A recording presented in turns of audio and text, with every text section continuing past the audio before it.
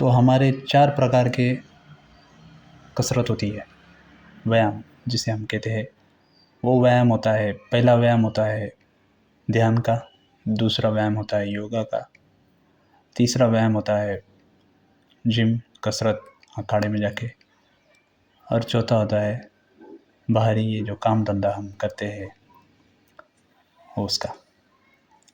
आदमी ज़्यादा से ज़्यादा काम धंधे पर ही विश्वास रखता है क्योंकि उससे उसे पैसे मिलते हैं और वह उसकी मनपसंदीदा चीज़ें खरीद सकता है, खा सकता है, उसका वह यूज़ कर सकता है।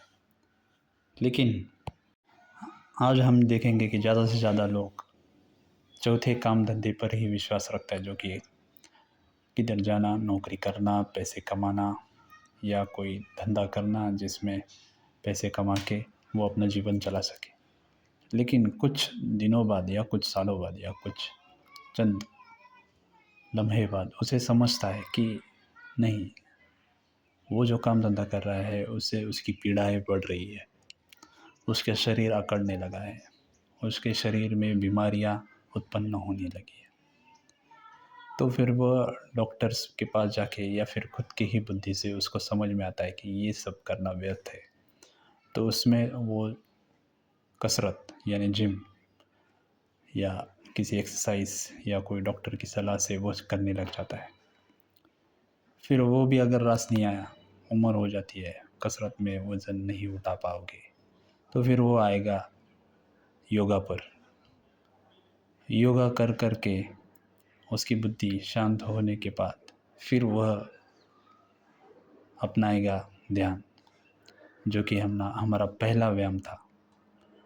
तो अगर सब ये घूम फिर के यही रास्ते पे अगर फिर से ध्यान पर ही आना है, तो क्यों ना आज से ही हम ध्यान लगाना शुरू करें, क्योंकि ध्यान ही केवल रास्ता है।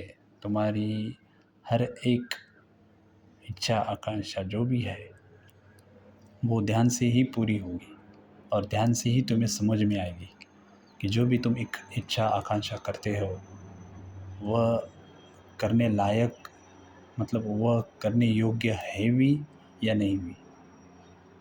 ध्यान से ही ज्ञान प्राप्ति होने वाली है, ध्यान से ही तुम्हें बुद्धि होने मिलने वाली है। क्या व्यर्थ है, क्या सही में उपयोगी है, वो समझ में आ जाएगा।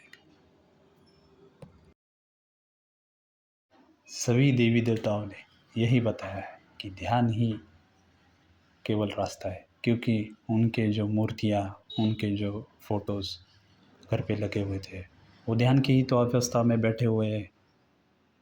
उन्होंने एक ही सिंपल वे में बता दिया है, लेकिन हम वह सब भूल कर हम हमारी बाहर की दुनिया में भटकना पसंद करते हैं, क्योंकि हमारा मनोरंजन